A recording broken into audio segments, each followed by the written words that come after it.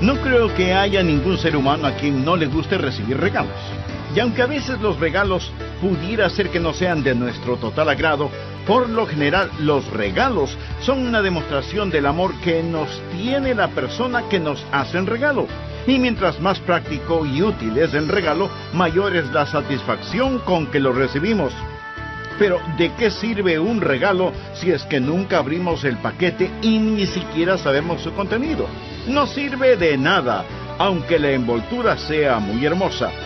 Estamos estudiando el tema ¿Cómo descubrir su don espiritual? Porque usted debe descubrirlo para desarrollarlo y ponerlo en práctica.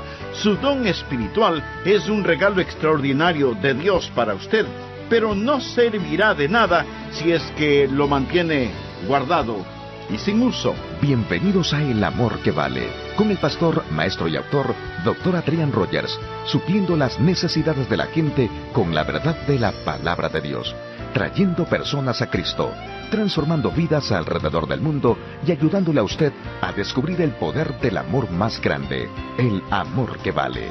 Permanezca con nosotros ahora para escuchar la enseñanza del Dr. Adrian Rogers en la voz del pastor Lenín de Llanón. Una vez más, me es muy grato el saludarle y extenderle una sincera bienvenida a nuestro programa El Amor que Vale. ¿Sabe? Estuve pensando acerca de los nombres de Dios. Jehová Shammah significa el Dios que está aquí. Jesús dijo, porque donde están 2 o 3 congregados en mi nombre, allí estoy yo en medio de ellos.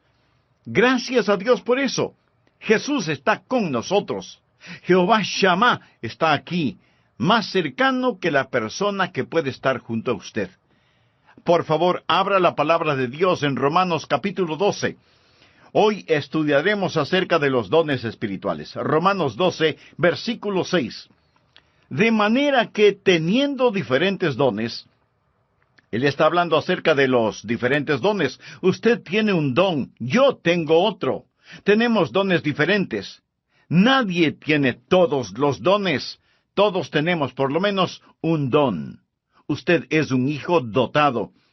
Un don espiritual no es un talento natural, pues un don es una habilidad sobrenatural. Puede ir entrelazado con un talento natural, pero va más allá. No es natural, es sobrenatural. Es un don de gracia. La palabra griega para gracia es charis. Por ello lo llamamos un don carismático. Usted es un hijo dotado y quizás se sienta indigno. Tal vez diga, no soy dotado, pastor. Solo soy un humilde obrero. Ni siquiera soy digno de dirigir en oración silenciosa en el departamento de niños. Mi amigo, usted es un hijo dotado. Alejandro Magno, el gran general conquistador, una vez dio una preciosa e invalorable copa de oro a un humilde sirviente. Cuando el sirviente vio el regalo, exclamó, «Oh, no, eso es demasiado para que yo lo reciba». Y Alejandro se irguió y dijo, «Pero no es demasiado para mí el darlo. Dios es el que da el don. Por eso, no se acerque con una humildad falsa diciendo que usted no tiene ningún don particular». En los tribunales de Cristo, usted dará cuentas de lo que hizo con su don espiritual y su mayordomía de ese don espiritual. Así que usted necesita descubrir su don espiritual y hoy vamos a estar hablando acerca de cómo descubrir su don.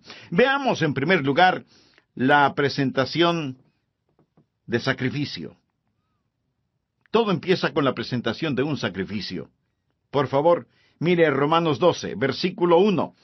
Así que, hermanos, os ruego por las misericordias de Dios, que presentéis vuestros cuerpos en sacrificio vivo, santo, agradable a Dios, que es vuestro culto racional. Subraye las palabras presentéis y sacrificio, y entonces entenderá por qué hablo de la presentación de un sacrificio. Pablo escribió bajo la inspiración divina y empieza diciendo, os ruego. Usted sabe lo que significa rogarle a alguien. Significa suplicarle. Y puesto que Pablo escribió por Dios mismo, Casi es como si Dios estuviera de rodillas delante de nosotros, rogándonos. Esta es la oración de Dios hacia nosotros. Cuando oramos a Dios y le decimos, Señor, te ruego, Señor, por favor, Señor, por favor. Bien, si no oímos la oración de Dios hacia nosotros, ¿por qué Dios debe oír nuestra oración a Él? Nuestro Señor está diciendo, os ruego que presentéis vuestros cuerpos en sacrificio vivo. ¿Por qué? En base a las misericordias de Dios. Él es bueno siempre, ¿verdad? Oh, gracias a Dios por sus misericordias. Cuando éramos rebeldes y estábamos bajo maldición e íbamos rumbo al infierno, cuando estábamos en oscuridad y no entendíamos, Él por su misericordia nos buscó, nos salvó, nos guarda, nos satisface, somos suyos, nos compró con su sangre. Escúcheme cuidadosamente. La consagración no es dar a Dios algo. La consagración es quitar sus manos de lo que ya le pertenece a Dios. Usted no es su dueño, usted sencillamente quita sus manos de éste. Usted no puede decir, es mi vida, no lo es. Usted no es su dueño. Fue comprado con un precio y debemos ser un sacrificio vivo. ¿Qué significa que debemos ser un sacrificio vivo? Permítame decirle lo que significa. En primer lugar, va a ser diferente a cualquier sacrificio animal del Antiguo Testamento, porque ningún sacrificio animal fue voluntario. Usted se ofrece, se presenta. ¿Lo ha hecho alguna vez? Simplemente ha dicho, heme aquí, Señor, me presento a ti, soy un voluntario. Todo lo que tengo es tuyo. Wilbur Chapman fue un gran evangelista, y él le preguntó al general Wood, el fundador del Ejército de Salvación, General, ¿cuál es el secreto de su vida? ¿Por qué Dios lo ha usado tanto? El general Wood pasó su mano por sus blancos cabellos, pensó por un momento y luego contestó, Dios tiene todo de mí. Ha habido hombres más inteligentes, enormes oportunidades, pero yo desde el día que tuve la visión de lo que Dios podía hacer por la pobre y antigua ciudad de Londres, determiné en mi mente que Dios poseería todo de mí, de William Booth. Permítame preguntarle, ¿alguna vez le ha dicho eso a Dios? Dios, aquí estoy. Puedes tener todo lo que soy. Me presento voluntariamente como un sacrificio, sabiendo que eso significa que soy desechable. Todos mis planes y metas, así como las llamadas posesiones, los sacrifico, Señor, a tu sangre. ¿Esto no le parece extraño a usted? Bueno, lo es para la gente moderna. Queremos tomar nuestro cristianismo y fijarlo a nuestra vida regular. Queremos defender nuestra vida, nuestros derechos. Permítame decirle lo que le sucedía a un sacrificio en el Antiguo Testamento. Era degollado. Por lo tanto, no más planes propios. Se lo ponía en el altar, y toda vez que era un sacrificio de sangre, había la tendencia de que el sacrificio se resbalara del altar, por lo que usaban dos ganchos llamados ganchos de carne. ¿Sabe usted qué es lo que le sujeta al altar? ¿Tiene usted la tendencia de resbalarse del altar? Bueno, yo la tengo. Hay dos ganchos que lo mantendrán en el altar, disciplina y devoción. Y para pertenecer al Señor Jesucristo, eso es lo que debe hacer, presentarse como sacrificio vivo. Pero la mayoría de nosotros no queremos usar esos ganchos, disciplina y devoción, que nos mantendrán en el altar del sacrificio. ¿Sabe lo que el creyente promedio dirá al respecto? Yo no quiero estar obligado a nada. Me uniría a la iglesia, pero no quiero estar obligado a nada. Puedo prometer una ofrenda de amor, pero no quiero estar obligado. Quiero ser libre. No, mi amigo. Esto no es un sacrificio. ¿Y qué es lo que le pasaba al sacrificio en el Antiguo Testamento? Era consumido, era quemado. ¿Sabía que usted nunca adorará a Dios verdaderamente hasta que sea consumido. ¿Alguna vez ha sido consumido por el fuego santo de Dios? Eso es lo que Pablo está diciendo. Pero algunos de ustedes objetarán diciendo, un momento, pastor, por favor, yo no quiero hacer todo eso. Solo quiero que me diga cuál es mi maravilloso don espiritual. Bueno, Pablo se lo va a decir. Pero verá, mi amigo, primero debe haber una presentación sacrificial, o sea, la presentación de usted mismo. Usted dice, Pastor Rogers, si yo hiciera eso, ¿quién sabe lo que Dios quisiera que yo haga? Suponga que usted tiene un hijo, jovencito, y suponga que un día su joven hijo viene y le dice, Papá, he estado pensando, tú eres tan sabio, amoroso y bondadoso, y tienes tanta experiencia. Por eso, me parece que lo mejor que puedo hacer es pedirte consejo. Y lo que tú me digas que debo hacer, eso es lo que haré, y lo haré de todo corazón. Dime qué quieres que haga, dónde quieres que vaya, qué deseas que estudie, quiénes quieres que sean mis amigos. Lo que me digas, lo haré. Y usted piensa, mi hijo debe tener calentura. Pero suponga que en verdad quiere hacer lo que usted le pide. Así que usted va donde su esposa y le dice, parece que a nuestro hijo lo tenemos en las manos. Él se va a arrepentir de haberme dicho que hará cualquier cosa que yo le pida. ¿Procedería usted así? Creo que no. Lo más probable es que si usted estuvo pensando en regalarle un carrito, aunque sea usado, lo que su hijo le manifestó inclinará un poco más aceleradamente la balanza. ¿No le parece? Es la manera que él tiene de decirle, Papá, yo sé que me amas. Usted se presenta a sí mismo como sacrificio vivo y comprobará cuál sea la buena voluntad de Dios, agradable y perfecta. No tenga miedo de entregarse a Él, ni de decir, heme aquí, Señor, me entrego totalmente a ti. Ese es el primer principio, la presentación de un sacrificio. El segundo principio es, habrá una transformación espiritual. Después de la presentación viene la transformación. Mire por favor el versículo 2.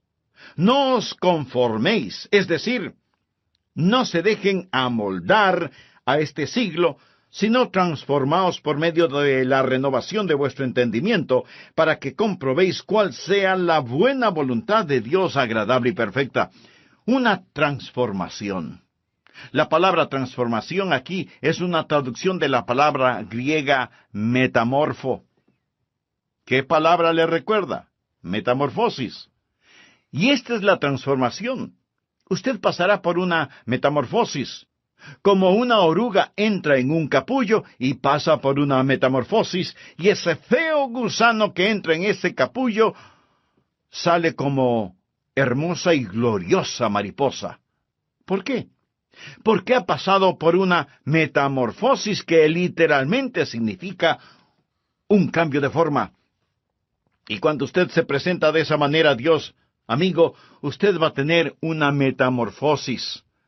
La palabra describe literalmente lo que pasa cuando la naturaleza interna sale a la superficie.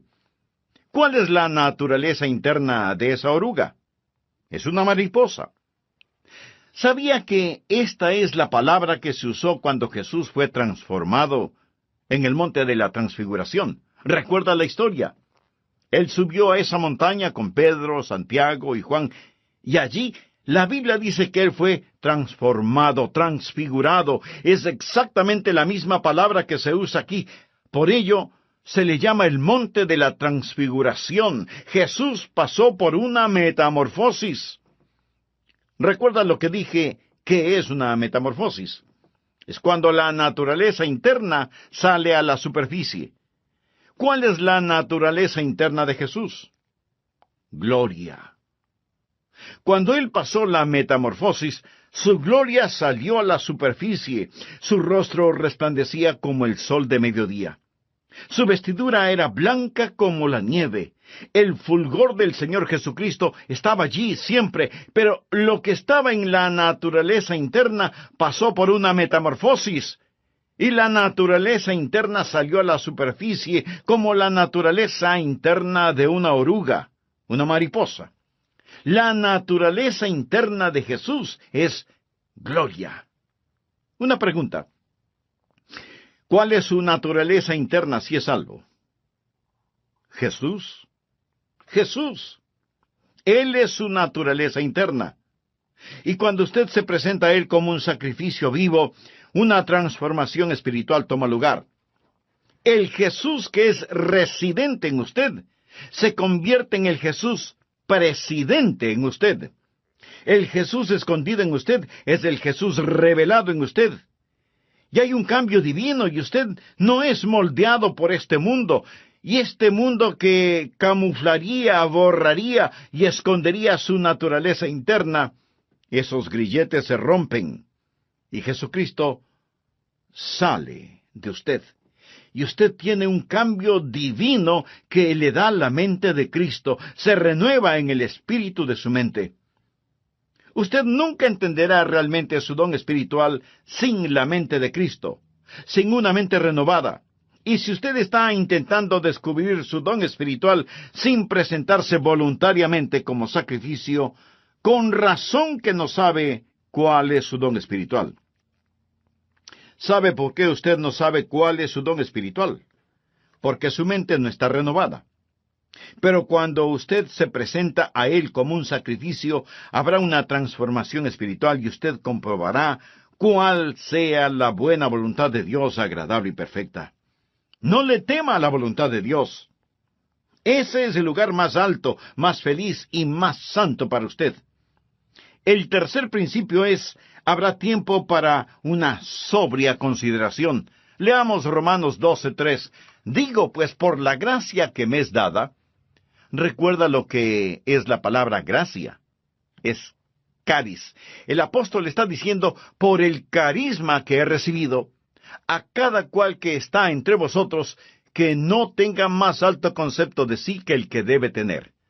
Subraye la palabra tener. Sino que piense de sí con cordura conforme a la medida de fe que Dios repartió a cada uno. Note el énfasis de Pablo en las palabras tener y pensar. No estamos hablando de que Él, Jesús, va a renovar nuestra mente. Bien. ¿Qué es lo que usted haría con una mente renovada? Puedo sugerirle que piense. Tal vez algunos de ustedes crean que es erróneo el pensar. Piensa que cuando usted se volvió un creyente, puso su mente en neutro, y que debe vivir solo con estremecimientos espirituales. ¡No! Dios renueva su mente para que usted pueda pensar con esa mente renovada. Hablamos de descubrir su don espiritual y usted debe pensar. Ahora, ¿cómo o qué piensa de usted mismo? Quiero que haga un inventario de usted mismo. Olvídese por un momento de mí y solo piense en usted. ¿Cómo debe pensar? Bueno, miremos la respuesta en el versículo 3. Que no tenga más alto concepto de sí que el que debe tener. Eso, mi amigo, en simple español quiere decir que no debe presumir de tener un don espiritual que no lo tiene. Escuchamos a algunas personas decir, «Oh, usted puede hacer cualquier cosa que piensa que puede alcanzar». Hay una palabra muy castiza para describir eso. Tonterías. Eso es pura necedad. Les dicen a los jóvenes, cualquier cosa que quieran hacer, la pueden hacer. Muy bien. Veamos quién puede tomar el lugar de Michael Jordan, el más grande atleta que ha existido en el básquetbol. ¿Quién puede rivalizar con él solo pensándolo? No. Usted no podrá hacerlo porque no tiene ni la habilidad ni la contextura física para hacerlo. Michael Jordan nació para jugar básquetbol. Pero así como él tiene talento natural y habilidad física para el juego, usted tiene talentos y habilidades sobrenaturales. Pero lo que necesita hacer es no pensar acerca de usted mismo con un más alto concepto del que debe tener. No hay que tener una falsa humildad. Miremos nuevamente Romanos 12:3. Que no tenga más alto concepto de sí que el que debe tener, sino que piense de sí con cordura. La palabra cordura es una palabra interesante. Proviene de dos palabras griegas que significan ahorro y mente. Pensar con cordura. Decir, soy lo que soy por la gracia de Dios. Así que no vaya por ahí diciendo que usted no tiene ningún don espiritual. Eso no es más que una falsa humildad. Y una falsa humildad es tan mala como el pecado de la exageración. El decir que usted tiene un don espiritual no es malo, pero el decir que no lo tiene es rebelión. Tiene que pensar con cordura, o sea, tiene que pensar honestamente acerca de lo que tiene. El negar el regalo de la gracia no es humildad, es incredulidad y rebelión. Pensar de nosotros mismos con cordura, sin pecaminosa exageración ni falsa humildad. Mírese a usted mismo. Haga un inventario de usted mismo. Pero, pastor, eso suena complicado. ¿Podría ayudarme un poquito? Deme alguna guía de cómo pensar. Bien, en el próximo programa de esta serie le daré a conocer varios principios que le ayudarán mucho en este asunto de descubrir su don o dones espirituales. Antes de finalizar, quiero decirle que si usted hizo un inventario honesto de usted mismo, seguramente descubrió no solo que no está utilizando sus dones, sino que no tiene una relación personal con el dador de sus dones. Y para activar esos dones espirituales, usted necesita estar conectado a la fuente de poder. Si ese es su deseo, le invito a orar de la siguiente manera. Amado Dios, sé que he estado viviendo una religiosidad que no ha cambiado mi manera negativa de vivir. Me reconozco pecador delante de ti y veo porque usted no le dejó ser escultor, y en usted porque se avergonzará de tener un hijo que es mal abogado. Los ejemplos abundan en las familias y aunque usted no lo crea, en las iglesias. En vez de dejar que las personas hagan aquello para lo cual Dios las ha equipado y les ha dado un don, tratamos de frenarlas en las áreas en las cuales sobresalen y las inflamos en áreas para las cuales no tienen ningún don. Dios le ha dado a usted un don particular y hoy terminaremos de estudiar cómo descubrir su don espiritual. Bienvenidos a El Amor que Vale, con el pastor, maestro y autor, Dr. Adrian Rogers, supliendo las necesidades de la gente con la verdad de la palabra de Dios, trayendo personas a Cristo, transformando vidas alrededor del mundo y ayudándole a usted a descubrir el poder del amor más grande, el amor que vale. A continuación, un edificante mensaje del Dr. Adrian Rogers en la voz del pastor Lenín de Llanón. Un muy atento saludo para todos ustedes, apreciados amigos de nuestro programa El Amor que Vale. Quiero compartir con usted varios principios que le ayudarán a descubrir su don espiritual. Primero, el principio de la iluminación. Verá, el Santo Espíritu de Dios que está en usted iluminará su mente. Esta es la parte mística de este asunto. Quiero decir, no hay una fórmula matemática. El Espíritu Santo de Dios empezará a hablar a su corazón. Así lo hizo cuando me llamó para que predicara su palabra. Ese es el ministerio de iluminación. Segundo, el principio del gozo.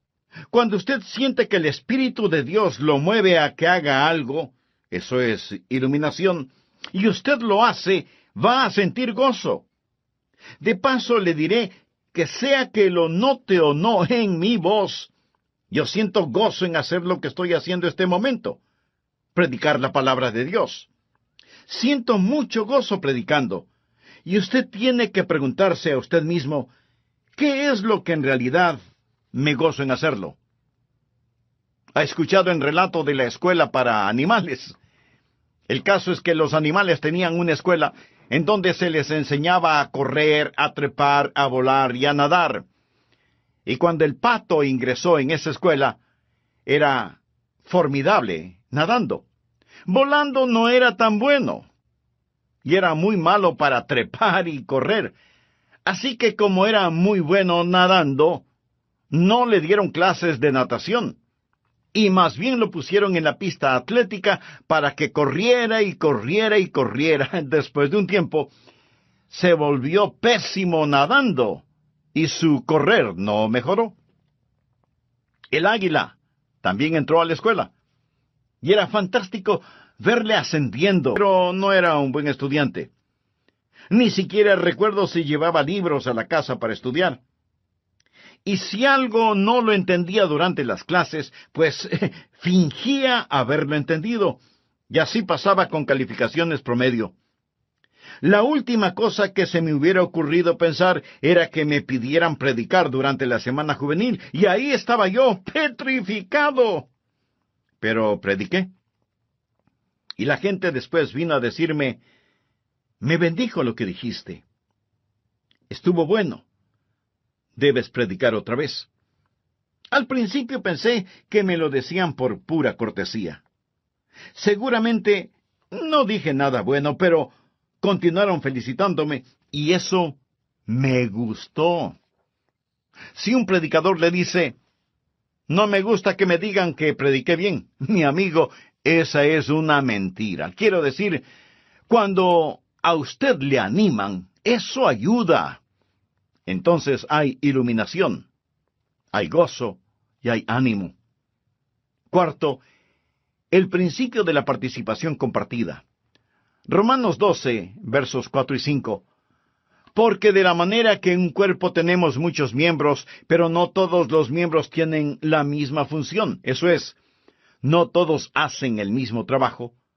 Así nosotros, siendo muchos, somos un cuerpo en Cristo, y todos miembros los unos de los otros. Ahora necesitamos aprender que cuando nos presentamos nosotros mismos a Jesús, también nos presentamos el uno al otro. Debe haber una participación compartida. Cuando usted pertenece a Cristo, también me pertenece a mí. Y cuando yo pertenezco a Jesús, también le pertenezco a usted. Recuerde que la iglesia es su cuerpo, no es una organización con Jesucristo como presidente. Es un cuerpo con Jesucristo como la cabeza, y todos nosotros somos miembros de ese cuerpo. Y es la arrogancia, la presunción y el orgullo lo que nos divide. Es el Espíritu Santo de Dios el que nos une. Así, cuando descubrimos nuestro don, debe haber una participación compartida.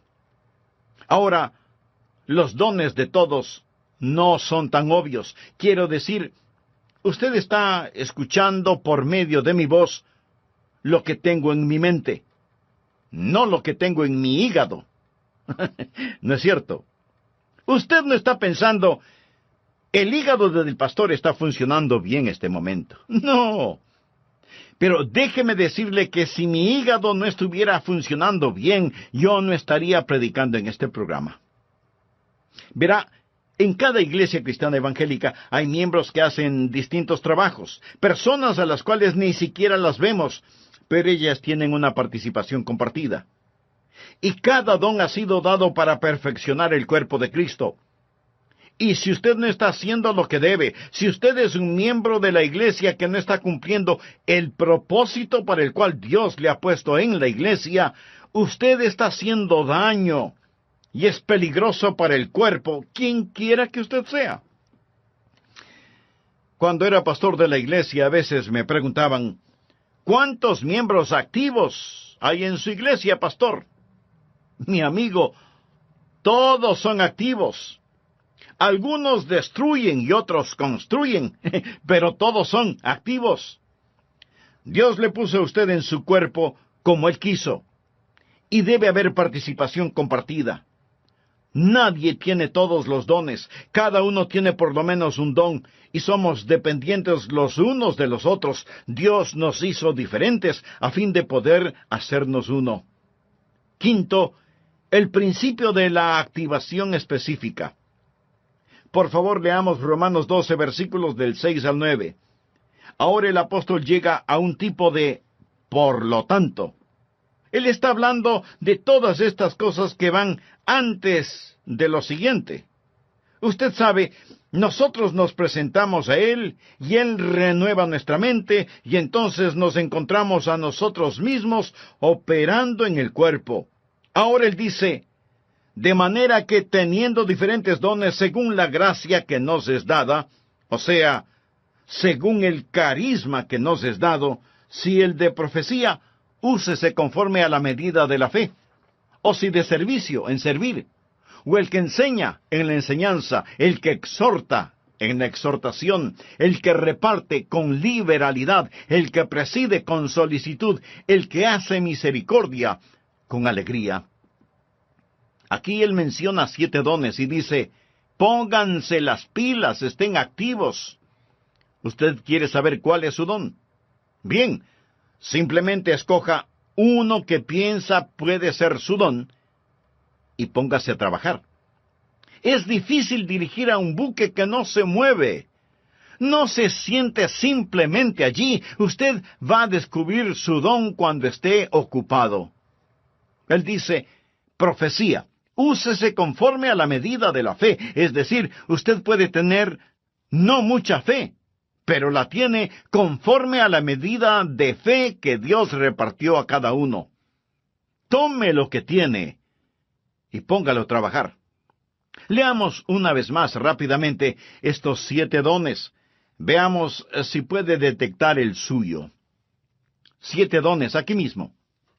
Primera de Corintios capítulo 12 menciona más dones, pero aquí en Romanos 12, primeramente habla acerca de la profecía en el versículo 6. ¿Lo ve usted? Mírelo, bien. ¿Qué es profecía? El don de profecía es declarar la verdad. Si usted tiene el don de profecía, se encontrará, por ejemplo, sirviendo en el ministerio de las prisiones, trabajo misionero. Se verá quizás enseñando una clase. Pero usted se va a encontrar enseñando. Usted va a tener un deseo de poner persuasión y será persuasivo. Y usted moverá a las personas a la acción. Y luego menciona en el versículo 7, servicio. Esa es otra palabra para el ministerio. Y usted va a encontrarse, si ese es su don, haciendo lo que tantas personas hacen tras bambalinas en las iglesias. Y eso es satisfacer necesidades espirituales de una manera práctica. Es trabajo dentro de la iglesia, en actividades de acuerdo al don que tiene. Ayer asistí a un programa de actividades.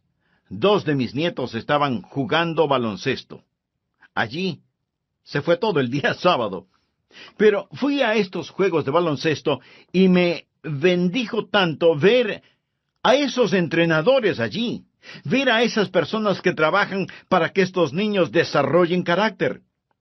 La escuela dominical es el aula, el programa de actividades es el laboratorio donde pone la enseñanza en práctica, y qué cosa tan maravillosa es cuando cada uno cumple con su don de servicio.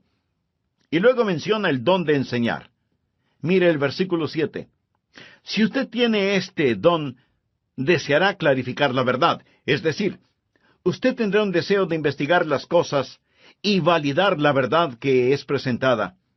Y tendrá una mente interrogatoria y será usado en la escuela dominical y será usado en las organizaciones misioneras, en estudios bíblicos en los hogares, escuelas vacacionales y así por el estilo.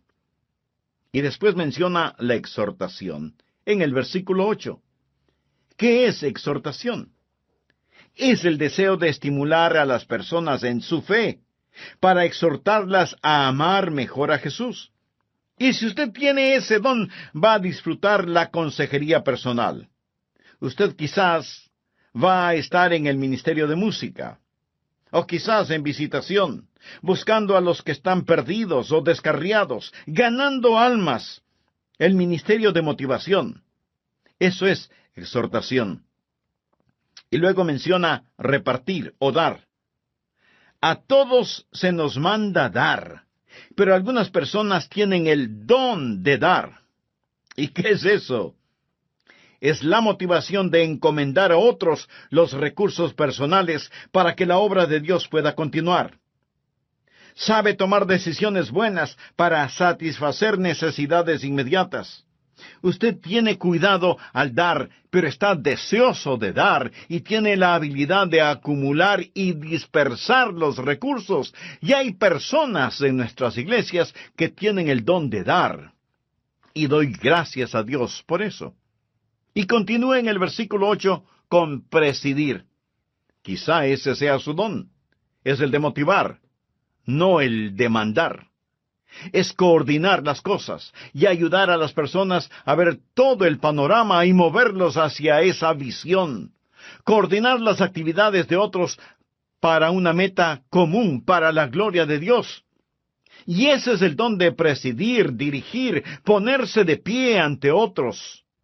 Una persona que tiene este don también tiene el don de visión. Él ve hacia donde debemos ir y empieza a llevar y a motivar a las personas hacia eso. Luego tenemos el don de misericordia. Quizá ese sea su don. Oh, cuán necesario es ese don. Mire el versículo 8. ¿Cuál es el don de misericordia? Usted se identifica con las personas y consuela a los que están en dolor. Ahora llegamos a la última cosa. Después de haber una actividad donde usted realmente se ha ocupado, va a darse cuenta que todo empezará a calzar. Por favor, regresemos al versículo 2.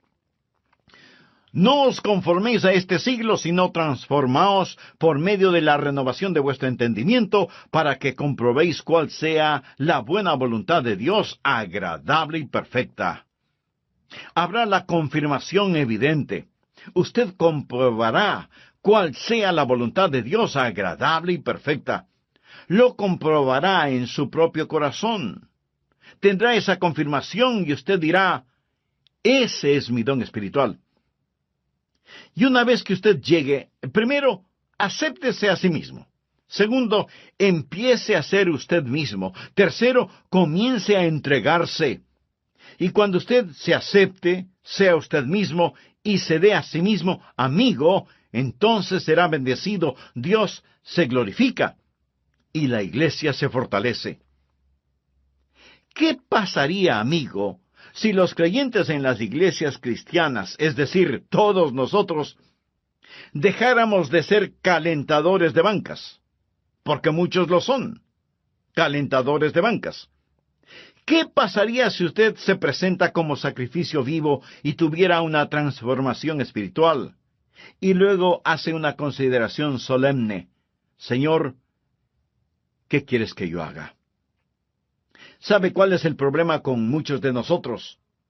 Los ganchos de carne. No queremos estar atados. Usted dice, bueno, deje que otro lo haga. Cuando estuve en Londres fui a ver las joyas de la corona. Le dije al guardia, deseo ver el diamante de Curano, porque había leído de este, así que vi el diamante de Curano. Este diamante es de 186 quilates. Señoras, esa sí que es una piedra preciosa. Y en ese tiempo ellos dijeron que costaba la mitad de todos los gastos diarios del mundo. Esto fue antes de que fuese cortado y se lo diera forma. Está en las joyas de la corona. Le fue dado a la reina Victoria por un príncipe de Punjab, un jovencito que lo tenía en su posesión. Él se lo dio a la reina de Inglaterra. Después, este príncipe de Punjab se convirtió en un hombre. Él fue a la torre donde guardan las joyas y dijo, quiero ver el diamante. En ese entonces él era ya un hombre. Lo había regalado cuando era un niño. Ellos se preguntaron, ¿qué querrá? ¿Querrá que se lo devuelvan? ¿Va a pedir que se lo regresen? Y sacaron ese diamante porque él fue el que lo obsequió. Él dijo, podrían ponerlo en mis manos. Y ellos pensaron, oh no, pero lo pusieron en sus manos. Y entonces él se volvió y dijo a la reina que estaba allí, cuando era un niño le di esto, pero tenía la mente de un niño. No entendía completamente todo lo que estaba haciendo. Ahora, como un hombre, entendiendo más el valor total de este diamante, una vez más quiero regalárselo. Cuando oí eso, dije, Señor, tú sabes, cuando era un niño, di mi corazón a Jesús. Y ahora soy un hombre. Yo no entendía todo lo que estaba haciendo, mas fue de corazón. Pero una vez más, quiero darte mi vida. ¿No se siente así a veces? Señor, por tus misericordias, me presento como un sacrificio vivo. Y cuando lo hace, ese es el primer paso para descubrir su don espiritual. Quiero que lo haga. Estará tan feliz de haberlo hecho. Hay otros de ustedes que no son salvos. Usted no puede presentarse hasta que no se presente como un pecador que necesita ser salvo y diga, Señor Jesús, tú moriste para salvarme y prometes salvarme. Me entrego a ti y sálvame. Hemos estado hablando de cómo descubrir su don espiritual, pero a lo mejor hay otro descubrimiento que usted necesita hacer, y es el recibir la vida eterna. Descubrir su destino, descubrir a Cristo como Salvador y Señor en forma personal. Él le ama con un amor infinito y hoy extiende hacia usted su mano de misericordia, gracia y perdón. Dios quiere salvarle. Usted no tiene que persuadir a Dios para que le salve. Ore conmigo de la siguiente manera.